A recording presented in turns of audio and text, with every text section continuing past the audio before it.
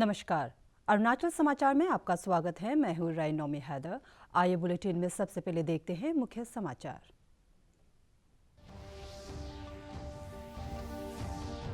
पंद्रह से 18 वर्ष के बच्चों के लिए आज से कोविड टीकाकरण का शुभारंभ। ईटानगर, पापुमपारे, तवांग, ईस्ट सियांग और चांगलांग सहित राज्य के सभी जिलों में 15 से 18 वर्ष के बच्चों ने लगवाई कोविड वैक्सीन। कोविड वैक्सीन को लेकर अभिभावकों का भी दिखा सकारात्मक नजरिया।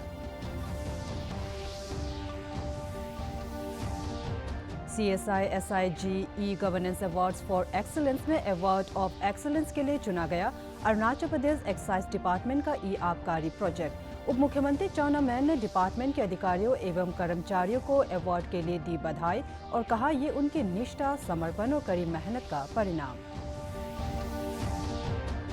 देश में अब तक 1700 मरीजों में कोरोना के नए वेरिएंट ओमिक्रॉन के मामलों की पुष्टि। अरुणाचल प्रदेश में रविवार को कोविड संक्रमण का एक भी नया मामला नहीं आया सामने और 2 रोगी हुए स्वस्थ। राज्य में कोविड के सक्रिय रोगियों की संख्या घटकर 16 हुई।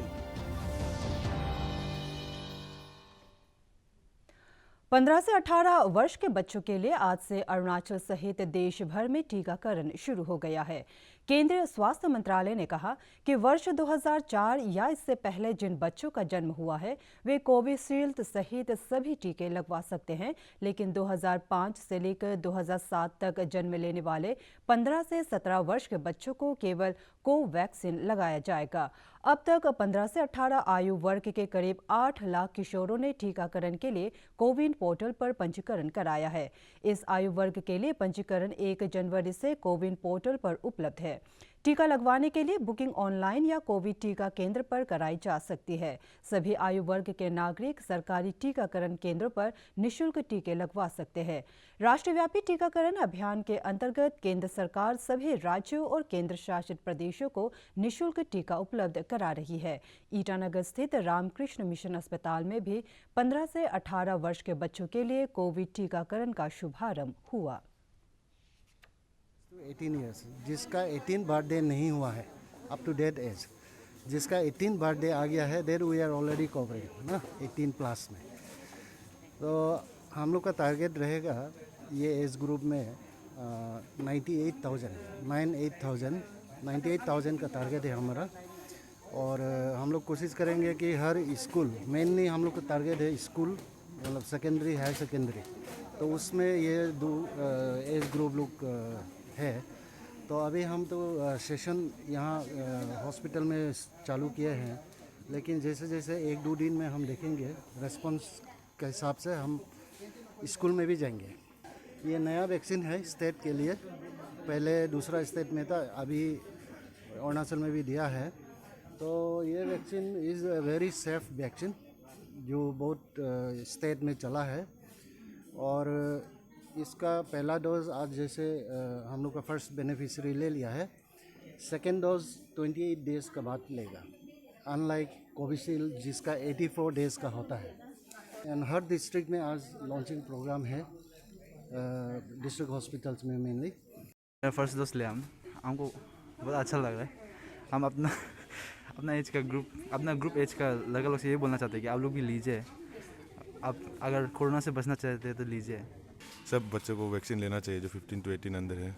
अभी कोविड भी वापस थर्ड वो आने का बहुत चांसेस है, इसलिए आप 15 to 18 वाला सब लगा लीजिए। अभी तो मुझे कुछ हो रहा नहीं है रिएक्शन, ये वैक्सीन ठीक है। मीन्स एक्सपीरियंस तो हमको ठीक लग रहा है, अभी तो कुछ हमको रिएक्शन नहीं हुआ है अभी तक। ईटानगर राजधानी क्षेत्र में 15 से 18 वर्ष के बच्चों के लिए आज से शुरू हुए कोविड टीकाकरण कार्यक्रम को लेकर अभिभावकों ने बच्चों से अपील की है कि वे कोरोना महामारी पर नियंत्रण के लिए कोविड टीकाकरण जरूर कराएं और कोरोना के खिलाफ लड़ाई में सरकार की मदद करें।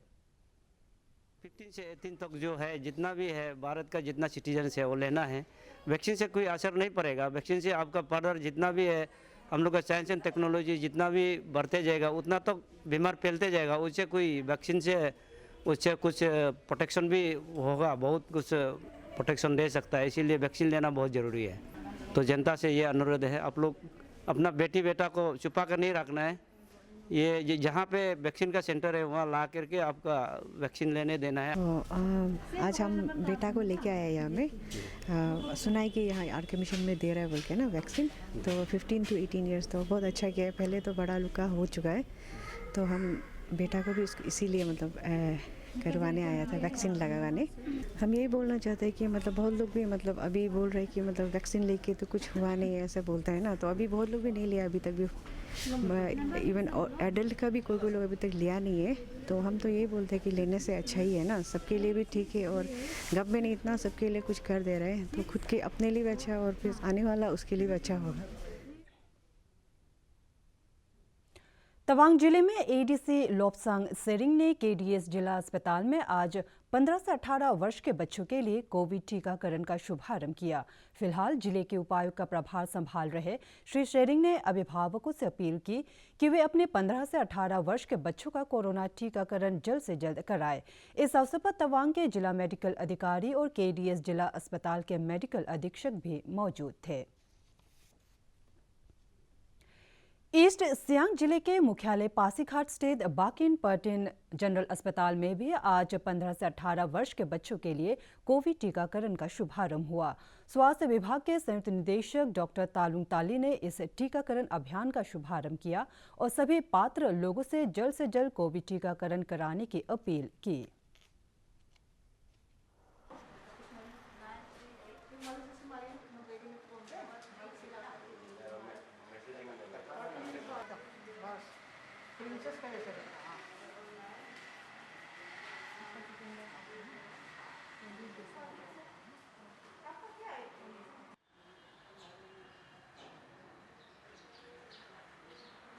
आज हमारे यहाँ 15 to 18 का कोविड के लिए जो वैक्सीनेशन आज से लॉन्च हो गया है, तो 15 to 18 ईयर्स आज से ले सकते हैं। तो 15 to 18 ईयर्स आयु को लेने में जो लेना है ऑनलाइन भी ले सकते हैं, सीधा आके भी ले सकते हैं। मेरे ख्याल से तो इससे तो डरना नहीं है, क्योंकि हम हेल्थ वर्कर्स जितने हैं सभी ले चुका है। हम तो और भी बूस्टर डोज लेंगे, अभी जो प्रिकॉशनरी डोज कहते हैं हम लोग 10 तारीख से शुरू होंगे, वो भी लेंगे। लेकिन मेरे ख्याल से इसमें कोई डरना नहीं है। इसमें बाकी लोग सोशल मीडिया में कहाँ ऐसे उल्टे सीधे सवाल आदमी लोग फैलाते हैं। मेरे ख्याल से उसमें से डरना नहीं है, सभी लिया है। और मैंने खुद कोविड हॉस्पिटल में DCS में मैंने काम किया है, तो इस बार जो सेकेंड वेव आया है काफ़ी मोर्टेलिटी हुआ है। तो उस मोर्टेलिटी में हम लोग देखा है तो मैक्सिमम जो मोर्टेलिटी हुआ है जिन्होंने वैक्सीन नहीं लिया है उसमें ज़्यादा मोर्टेलिटी हुआ है। जो वैक्सीन जिसने जो दो डोज लिया है उन लोगों में मोर्टेलिटी नहीं के बराबर हुआ है। तो कुछ हुआ है वैक्सीन लिया जो आधी जो डोज लिया है, एक लिया है, पूरा नहीं लिया, उसमें से कुछ हुआ है। लेकिन जो मोर्टेलिटी हुआ है, जो जितना भी मरा है जिन्होंने वैक्सीन नहीं लिया है, उसमें ऑलमोस्ट 80% से ज़्यादा जो भी कैजुअलिटी हुआ है उन्होंने वैक्सीन नहीं लिया था। देखिए, वैक्सीन लेना बहुत सेफ़ है, बहुत इजी है। आपको ज़्यादा कुछ करना नहीं है, जस्ट आपको रजिस्ट्रेशन कराना है। और अगर आप रजिस्ट्रेशन नहीं भी कर पाते हैं तो आप सेंटर पे आके इजीली आपको वैक्सीनेशन दे दिया जाएगा बिना रजिस्ट्रेशन के भी। और मतलब वैक्सीनेशन देने के बाद आपको हाफ एन आवर के लिए जस्ट अंडर ऑब्जर्वेशन रखा जाता है, जो कि आपकी सेफ्टी को ध्यान में रखते हुए होता है। और ज़्यादा कुछ इशू नहीं हुआ, मतलब पेन भी नहीं होता है। और हम तो अभी आधा घंटा से ज़्यादा हो गया हमको, तो रिलैक्स फील कर रहे हैं, नॉर्मल नहीं है हम। तो मतलब यही है कि आप आगे आके लीजिए, ऐसा नहीं है कि वैक्सीन सेफ़ नहीं है। वैक्सीन बहुत सेफ़ है और इससे आपका प्रोटेक्शन ही बढ़ेगा।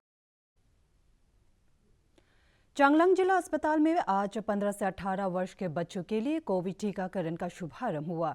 जिला उपायुक्त देवांश यादव ने इस टीकाकरण कार्यक्रम का शुभारंभ किया और सभी पात्र लोगों से अपील की कि वे कोविन पोर्टल पर जल्द से जल्द रजिस्टर कर कोविड टीकाकरण कराएं।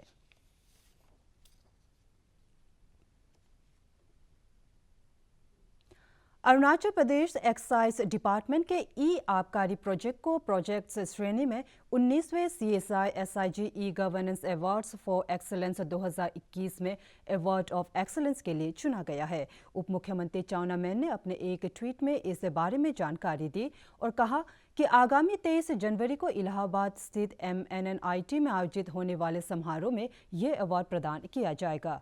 उप मुख्यमंत्री ने टैक्स एंड एक्साइज डिपार्टमेंट के अधिकारियों एवं कर्मचारियों को इस अवार्ड के लिए बधाई दी और कहा कि ये उनकी निष्ठा, उनके समर्पण और कड़ी मेहनत का परिणाम है।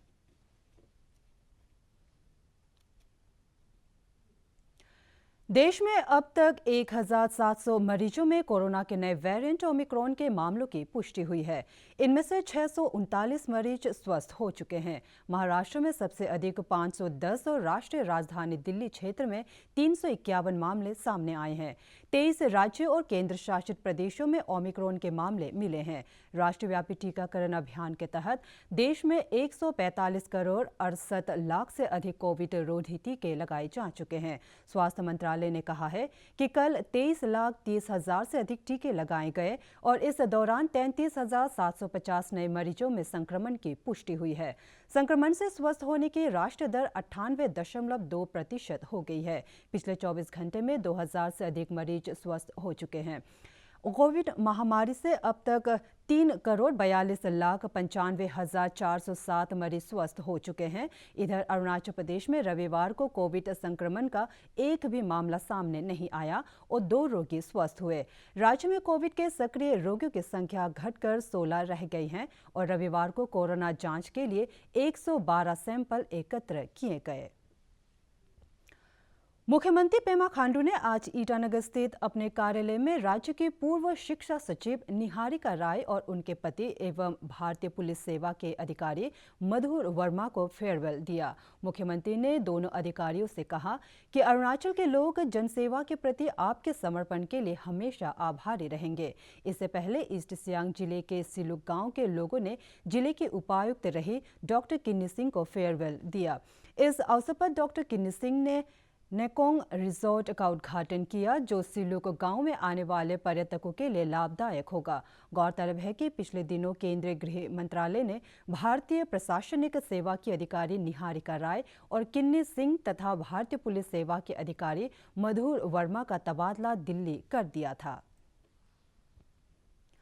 भारत का शानदार स्वाधीनता संघर्ष आधुनिक विश्व के महानतम संघर्षों में से एक है। दूरदर्शन समाचार द्वारा प्रसारित किए जा रहे आज़ादी का सफर में आज हम बात करेंगे स्वतंत्रता सेनानी सावित्रीबाई फुले के बारे में।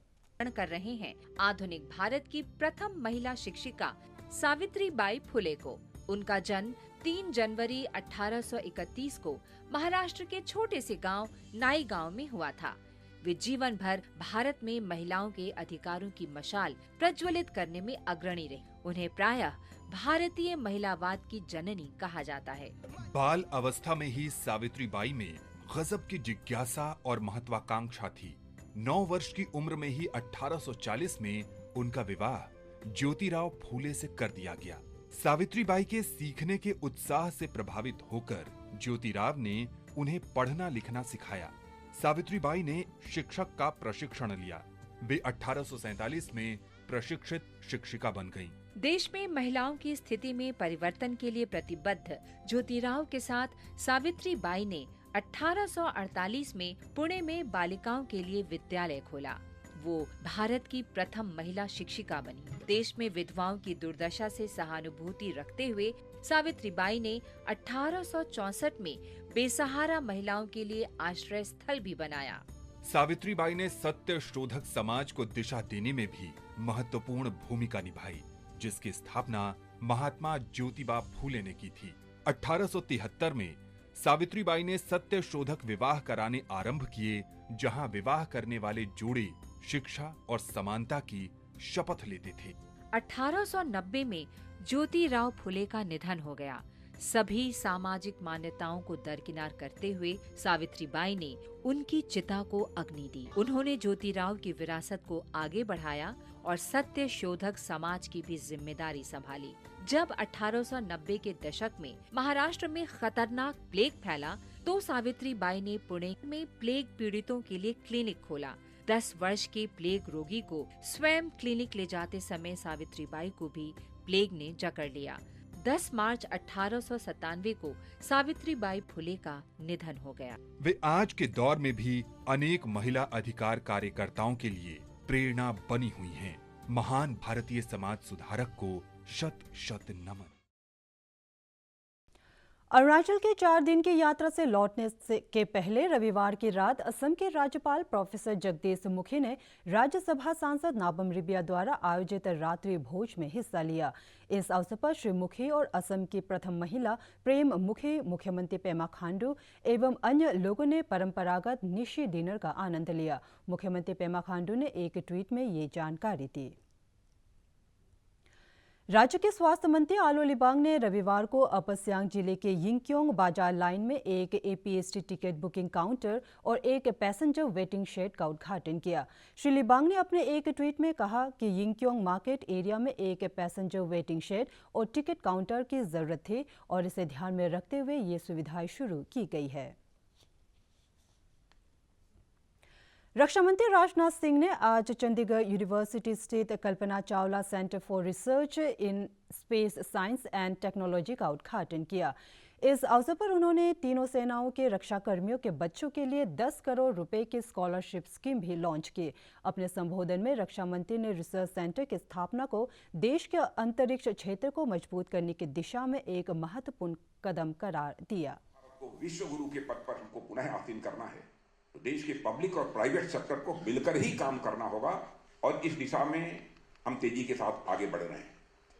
डिफेंस सेक्टर में भी बड़ी तेजी के साथ हमने इस दिशा में अपने कदम आगे बढ़ाए हैं। प्राइवेट सेक्टर्स को जितना भी प्रोत्साहन दिया जा सकता है वह हम प्रोत्साहन दे रहे हैं, तो वह आगे आए और देश की सिक्योरिटी को इंश्योर करने में एक अपना। अरुणाचल समाचार के आज के अंक में इतना ही।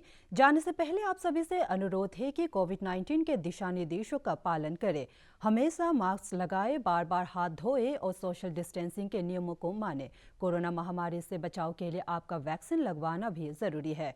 अगर आप वैक्सीन लगवाने के पात्र हैं तो जरूर लगवाएं। हम कल फिर हाजिर होंगे अरुणाचल और देश दुनिया की खबरों के साथ। चलते चलते आपको बता दें कि आप अरुणाचल समाचार हमारे YouTube channel DD news Arunachal पर भी देख सकते हैं। देखते रहिए अरुण प्रभा। नमस्कार।